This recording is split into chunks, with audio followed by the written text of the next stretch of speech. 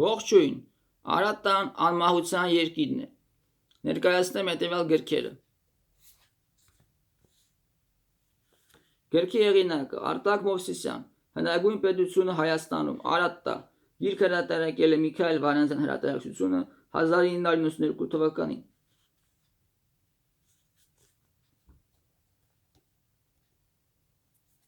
Գրքի հեղինակը Արտակ Մովսիսյան, Հայաստանը Քրիստոսից առաջ 3-րդ հազարամյակում, գիրք հրատարակել է Երևանի պետական համալսարանի հրատարակչությունը 2005 թվականին։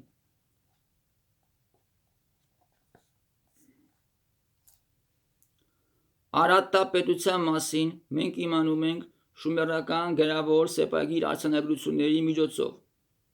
Շումերական Ուրուկ քաղաքի տիրակալներ Էլմերքարի և Լուգալբանդայի մասին վիպերքերի, ինչպես նաև շումերական Գիլգամեշ էպոսի միջոցով։ Արատտա պետությունը գտնվել է հյուսիսում, Շումերից դեպի Արատտա կար 2 ցամաքային և 1 ջրային ճանապարհ։ Արատտան կրոնապետություն էր, Արատտայի տիրակալը նաև երկրի գլխավոր քուրմն էր։ Շումերական դիցարանի իմաստության Հայա կամ Է աստվածը, սիրո և գեղեցկության Ինանա աստվածուհին,